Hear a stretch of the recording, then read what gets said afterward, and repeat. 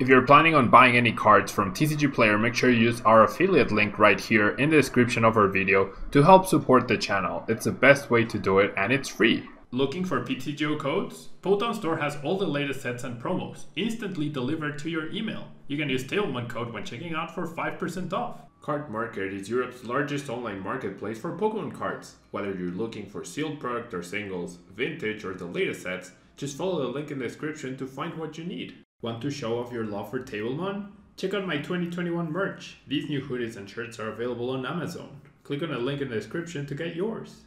This video is sponsored by the Pokemon TCG deck building website PokemonCard.io.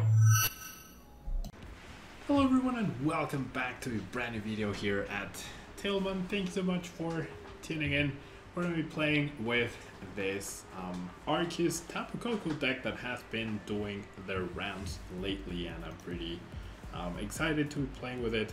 Mostly you have Arceus VSTAR with its Starbirth ability at letting you grab any two cards that you want from your deck, and we have the Trait of attack doing 200 damage and placing 3 basic energy cards and attaching them to your Pokemon in any way you'd like.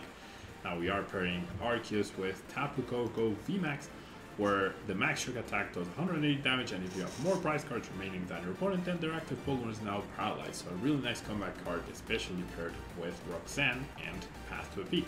Unfortunately, we're not playing Roxanne in this list, which I should be, so let me make that change for a Marnie. Yeah, definitely want a Roxanne here. And so, we also have Hisuian the Decidueye for the fighting typing, so we have some really nice type coverage in the deck. Somersault Feathers does 160 damage. You may discard up to 3 energy cards from your hand, and this attack does 2 more damage for each card. The Star Fortune ability is also pretty decent as a V-Star, but usually you'll want to just get 2 specific cards rather than draw until random 8. And we have Bibarel, of course, to help us in setting up. We have Quick Ball and Ultra Ball as our engine, and we have Research, Marnie, Roxanne, Raihan to power up, and Boss Orders to chase down things, along with our 13 energy, so our chance of attaching an energy on turn 1 are pretty high. Then we have Path to a Peak and Collapse Stadium to disrupt UV Maxes, to disrupt Palkias, all of the good stuff that's going around right now in the metagame, and also Regis, right? So let's take a look at what this deck can do in these games. Alrighty, so we did win the coin flip, which is pretty great. We have a pretty good hand, I'm gonna say, especially going second. However, the Mew everything now is a little scary. Alright, so this is exactly why you do not bench extra Pokemon. This is exactly why. I'm gonna escape rope and punish my opponent. There was absolutely no need whatsoever to bench those Genesects on turn 1. Absolutely no need. So now they need to high roll here. If they go escape rope KO my Bidoof, I have Trinity Charge out of it. However, I guess I'd rather lose the Decidueye than the Bidoof.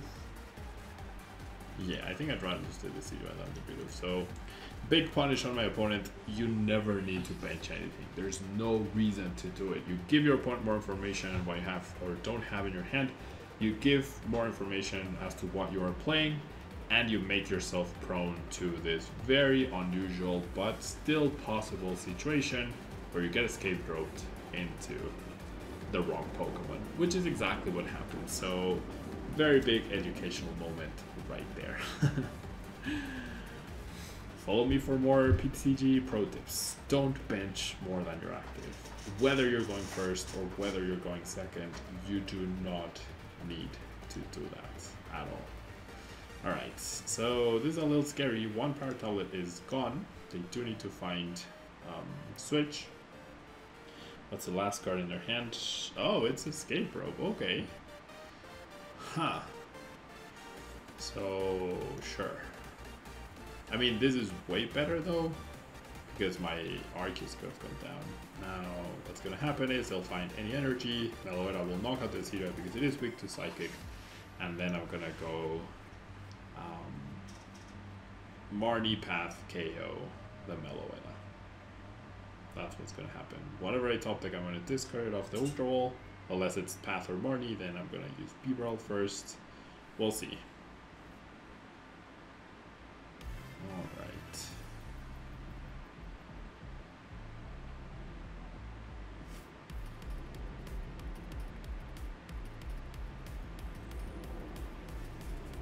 Ranomatic, so that means guaranteed KO. Now, worst case scenario is because I see that they are playing Pokemon catchers, that they flip heads and they find the other Fusion Strike energy. But interesting to note, they might have priced 2 Chinsects, so pretty odd that they started with both of them and they priced the other 2, but I don't know, that's not necessarily the reality because they could have just, I don't know, misplayed or something like that. Alright, so what is my top deck? Actually, I probably won't. Yeah. Alright, so I'm gonna evolve, I'm gonna attach, I'm gonna use Industrious Incisors. See what I get off these 3 cards, and then figure out my discards. Oof. The way I power up here, like the way I make a potential comeback at some point is with Roxanne, so I'm not gonna get rid of the Roxanne. So we're gonna grab the Arceus VSTAR, we're gonna grab our Marnie and or Path, and we're gonna do that with the KO Starbirth, or Path, and Marnie. We did prize the other Marnie. So let's do that. Let's go Marnie. No stadium play for my opponent though, so decent-ish chance that they just get it here. No Coco is sad, to the point where maybe I just bench the Arceus and power that up. No, I actually don't think I'm gonna do that. Really sucks. No quick ball. Oh well. I will be attaching the fighting energy. Yeah. I can definitely afford this. I also priced energies, so I'm just gonna power myself up. It feels a little excessive, but I don't want to top deck energy. I want to top deck a quick ball or find myself a quick ball. Alright, so I do get the Marnie.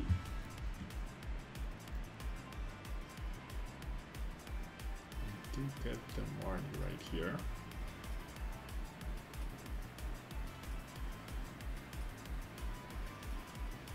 Catcher Tails chooses to go boss and will pass them. The right play, I guess, would be to energy mix onto the benched Mew, but we'll see. It's questionable. Or you can go into Meloetta, that works too.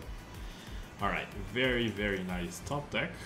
Very lucky, not gonna lie. I do want to keep a Coco in the deck, so I'm not gonna use that. I'm just gonna go ahead and research. I don't expect to be able to attack this turn, but it would be nice, and I actually will be able to. Very nice. Very, very nice. Alright, and I get to power up the Coco, so all is right in the world now. Get another KO here. I didn't need to retreat yet, so that's sort of a mistake. Go ahead and Industrious Incisors. I can only be punished by this if I draw 2 lightning energies. And then if that happened, I could have just ordinary rotted them back. That is a weird sentence to say. Alright, so we know the path stuck. We sort of punished their misplay on overbenching. We're in a good spot. We see another boss, so we're just gonna continue to retreat. If they retreat into a Genesect, then yeah, it's Tapu Koko time. It absolutely is Tapu Koko time. Alright, I did get pretty lucky at getting all of these energies for sure. I get 2 prizes. Now if they unlock themselves off a path, it's not that impactful either. And I can put the boss back, try to draw it somehow, although I can't really feel my hand. Will they get another boss? Alright, they got the stadium finally. They're down 2 bosses and 2 catchers. So this is a little unfortunate though, for sure. They unlock themselves just this instant. Alright.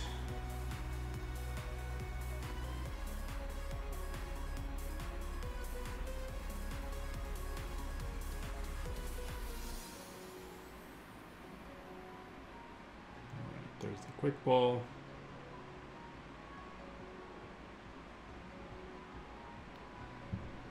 There's already choreo, there's a power tablet. Okay, so looking a little bit more dicey now. There's choice belt as well. Top decking the stadium at just the perfect time. Must be nice. Must be nice. Alright.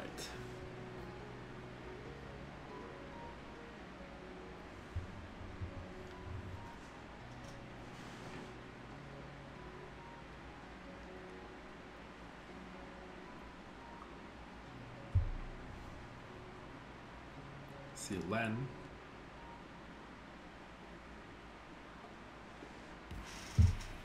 One head flip. So what are they putting back? The Ultra Ball to get the Mew, that makes sense. So Koko is now gone. And I do not have Boss. So I mean, they went in 2 attacks anyways, so I can definitely go quick ball, right? Alright, so this is what I'm gonna do. I'm gonna go Ordinary Rod, put back the Bidoof, quick ball for it, and attach an energy somewhere to the Beef, most likely. Alright. So if I get Boss... What? Oh, I don't win. Oops, never mind. I just messed this up. I do not win. Oh, I actually do not win now. Alright, so I need double Boss then. That was silly on my part. I did not realize the choreo. Okay, I do not win yet. Okay, so we're just putting the Bidoof back.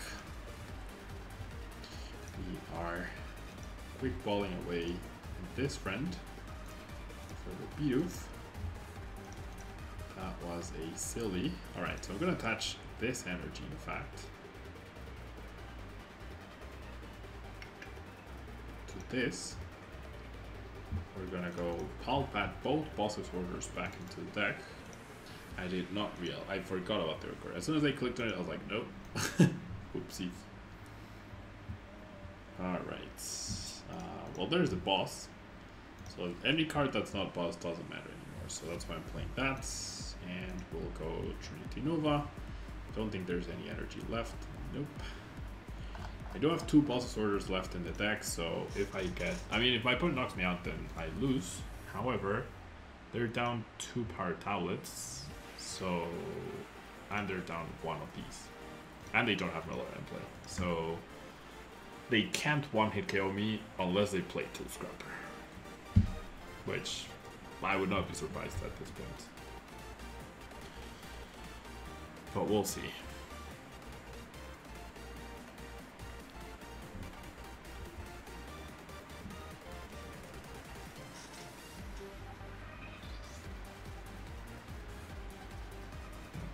Ultra Ball.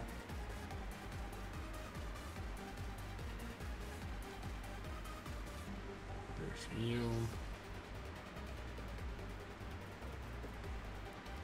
I also obviously chose to go after the Jetsec because they can't heal that or evolve it. If I had gone after the Mew, they could have Psychic Leaped perhaps and delayed the win. If I attacked the active VMAX, they could have also Psychic Leaped.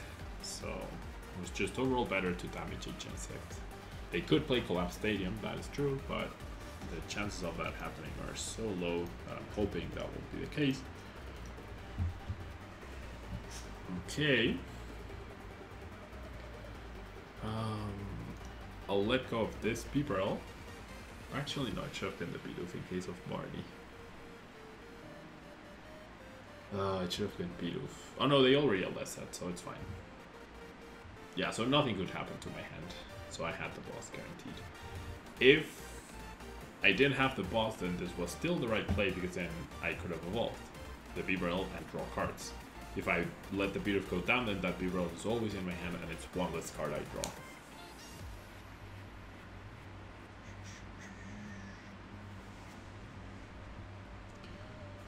Trekking shoes. Interesting.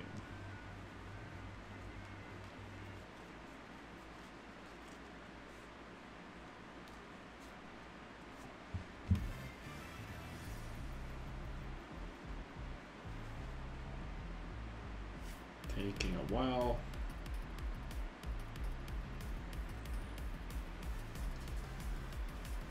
I mean, would they ever choose to use glistening droplets? That actually doesn't sound unreasonable, since I promoted that Bibarel.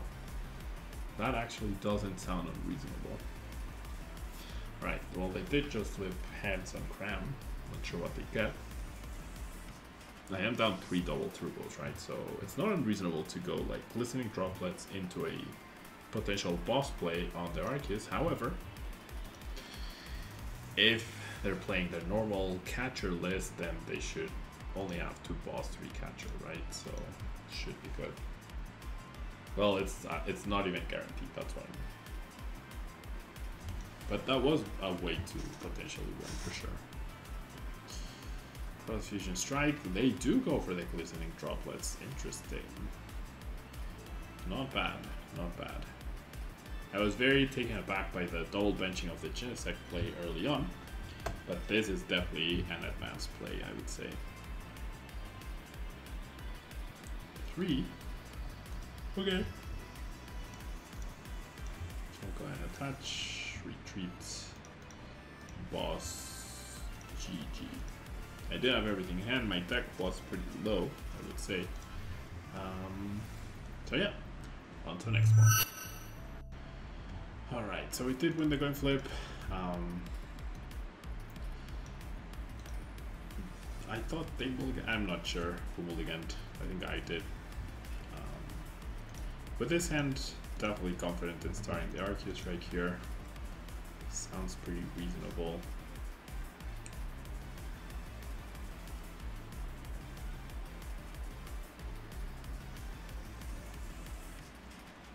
Alright, we do see a Moltres. Play down the Bidoof, attach the energy. What if I played the other Bidoof as well? Would that ever be bad or wrong? Against a Dark Deck? I don't think so. It protects me from a weird like Escape Rogue Hoopa play, which is not completely out of the question, you know? Alright, so this might just be Turbo Dark. And like a Turbo Dark deck with the Mew engine and whatnot, so that does mean my Arceus could be getting KO'd here. Could certainly be getting KO'd. With a retreat into another Moltres, double Dark Patch. Or no, just ability, Dark Patch attach, and Choice Belt.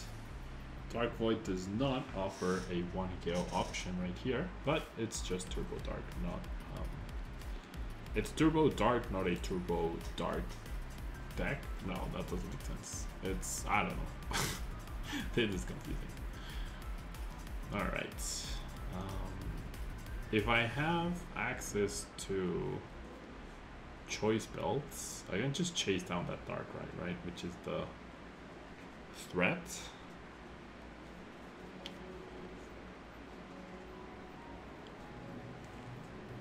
Like, what's stopping me from doing that? I go, oh, what's stopping me is I need more cards than I have access to. That's what is stopping me. Alright, so I have essentially a free control here. Okay.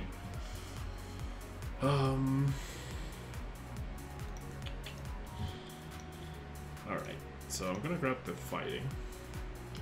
So let me think this through. I need choice belt boss double turbo. I can only access 2 of those. So it's just better to not whiff, right? I should just go double turbo and B-barrel and hope for the best. Yeah, I like that. So I'm gonna go like this. So I won't be getting a KO, but that's okay. Like, just getting a consistent hit here is really, really good.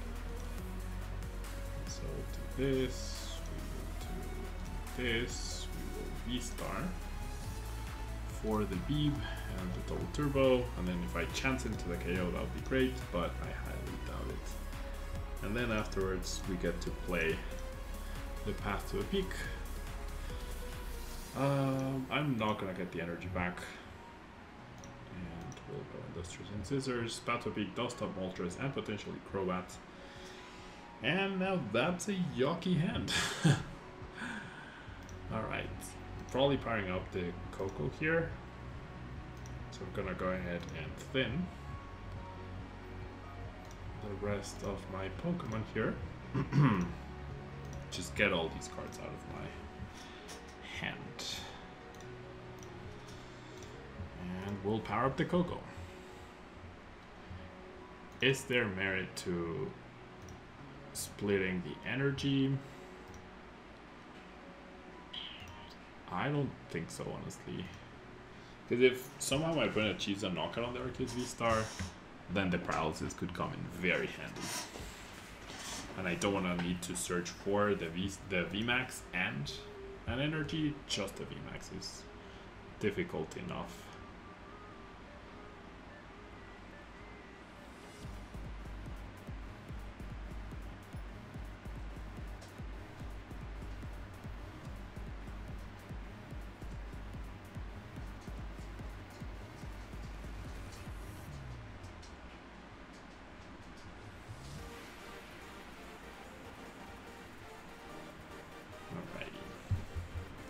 So they did have the immediate counter to the path. We do see the Crobat right there. This is unfortunate that they're going to attack with the Moltres and they're going to survive by 10 HP, which we cannot do no matter what. What? Or they can just retreat. Okay, so we'll go ahead and play another one of you. And now it would be lovely to get a boss. I don't need one, but it would be nice. Alright, well, this is perfectly fine. We get 2 prize cards within our deck, we get closer to the boss's orders. Hopefully closer to knocking out the Darkrai eventually. No boss in sight though, never mind. The Hyper Potion could be handy at some point. I'll just trade it over here. And I'll attach to whom? Let's do this Arceus. I'll tank a hit, probably retreat, etc. We'll see.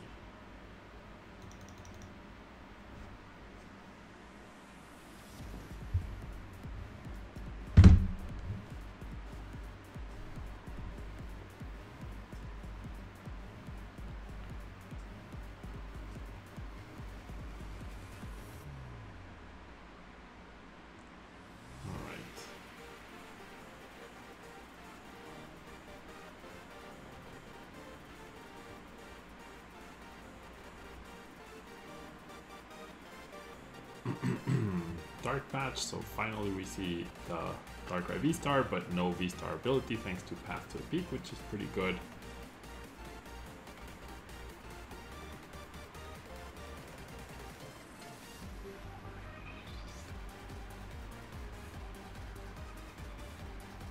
Alright. So, is it just heal boss, attack the Moltres? I reckon. I don't see why not, right? This puts me out of range. I take, especially because I take away 2 energies. We know my opponent's hand is dead.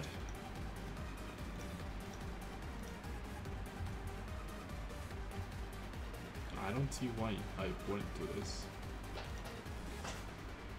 So now they're hitting for 150, which is 2 energies off the KO. Right, yeah. Maybe retreating would have been safer and attack. Like what I did, but then also retreating and attacking with Coco just to make sure. Oh, the Moltres kills me. Duh. I just realized. Well, that's only if they have an energy, which... Is it the last card in their hand? Are they gonna go Quick Ball for Crobat? No, for Lumineon. Okay, please bench it. Yup. Okay. So that's gonna be game over, indeed. Alright, on to the next one. Alright, so we're going second. Decent starting hand, except for no energy. We will immediately find out that we're up against a lightning deck with Path to the Peak and Bug something. Okay.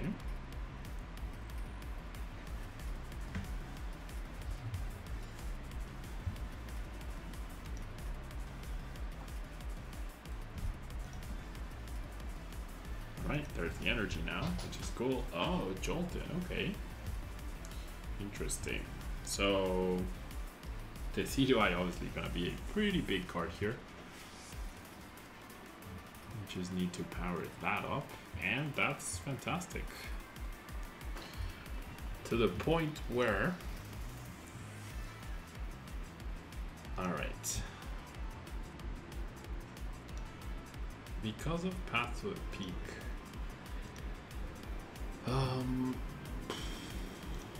I honestly think, well, I do have Collapse Stadium. I do have my hand. It's just, it's not easy to search for those. So, alright, this is what I'm gonna do. I'm gonna go ahead and charm this friend. I'm gonna establish the Bidoof. The Bidoof could end up getting KO'd, but it is what it is. Might as well just get the Ultra Ball going, get cards, see what's up. Okay. So now I can Mountain Hunt, and if my opponent doesn't exactly Marty me, they are in a lot of trouble. So I can grab these two. If I do get Marnie, then they're going to the bottom of my deck, but they can't search for the Marnie, right? So either they have it or they don't. Feather Ball, interesting. I guess Feather Ball is nice in this deck because it's extra outs to Jolteon. There's another Lightning Energy. Now the energy splits. That means less of a chance of me getting KO'd, right? And we see the boss. Okay, on to the Bidoof. And the damage counter. Alright, so as long as I have my Herballoon, we should be good here. Should be good.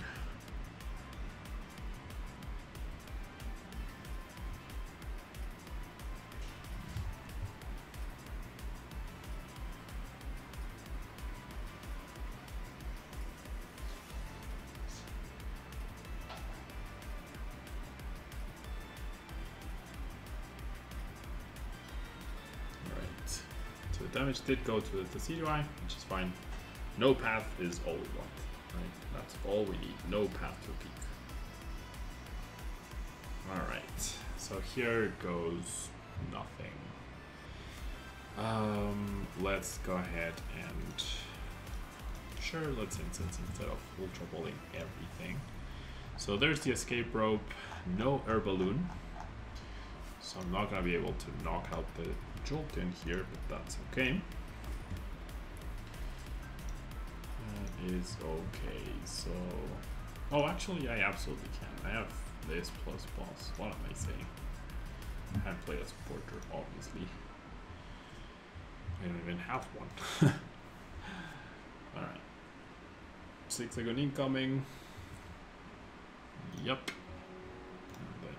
this, then we go attach, then we go boss on one of the jolts. This doesn't have retreat, so I'm actually gonna keep that for now. And I will ultra roll for the beep.